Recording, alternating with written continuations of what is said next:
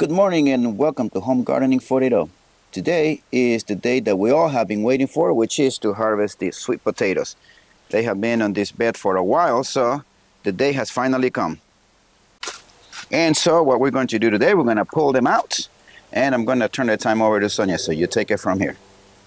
These were planted from slips that I ordered from Gurney's mid-April, and today is Labor Day, September 4th, so definitely over the, let's see here, 4-month mark.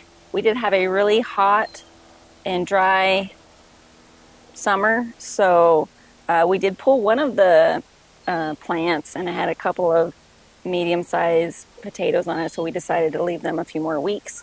As you can see, this is how they eventually get, very overflowing the bed kind of look. We hope to have several good-sized sweet potatoes today, and I have actually been trying to do this for over a week, but because it's been very hot here, we've been delaying until we could come and do it in the morning. So we're going to get started.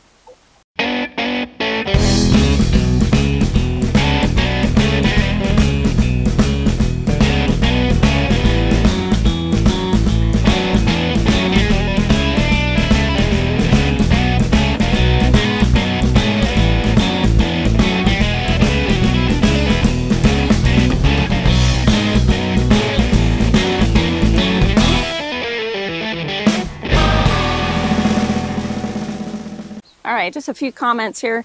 You can see we clipped the vines right at the ground here, and they're kind of close to the wall here. And you can see there's been some cracking of the ground, so we know there's some good amount of sweet potatoes in here. We had pulled this first plant out a couple weeks ago, like I said, but you can see all along here it's kind of bulged up, so it's a good sign for potatoes.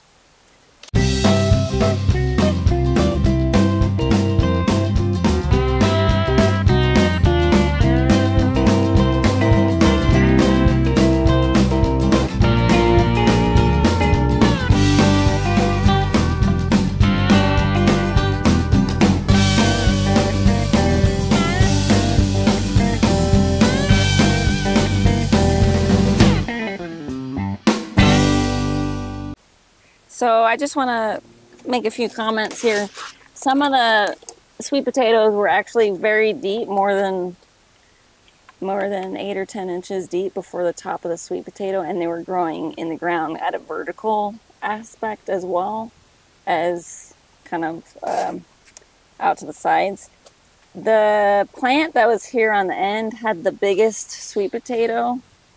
You can see this is the plant, and it's got several big ones, but it also had the biggest one.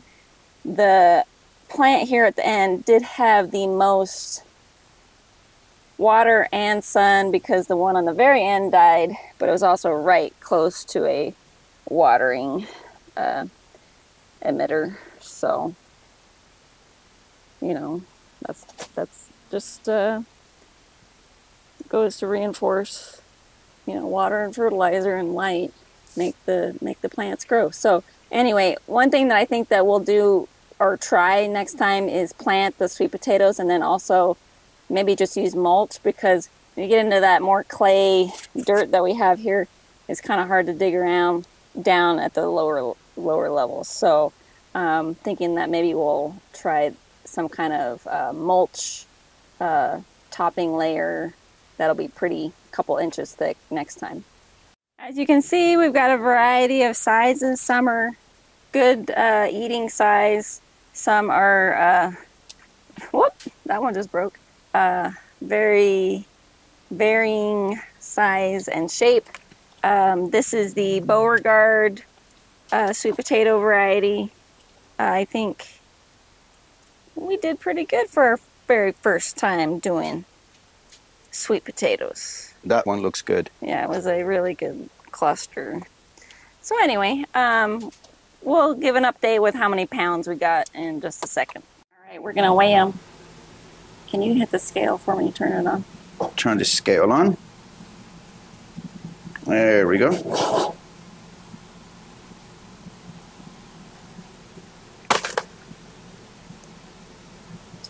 We are about to find out. 1 1,000, 2 1,000, 3 1,000. 27 pounds. 27 pounds. Wow. Nice. So we're a little sad that we broke some, but we got a lot of really good edible size potatoes, 27 pounds worth. We'll chop these up, roast them up, you know, bake them, whatnot. It'll be good. Well, you know what? I think we just did a nice double dig on that bed. I think I'll probably try some Yukon Gold potatoes, maybe go for a fall crop. Okay, well, thank you guys for joining us on harvesting this potato, which was a first time, actually, that we've done sweet potatoes. So we believe that it was a pretty good first time, good harvest for first timers, isn't it? Yeah, we got sweet potatoes, so it's a success. All right, well, thank you guys for joining us, and we hope to see you guys on the next video.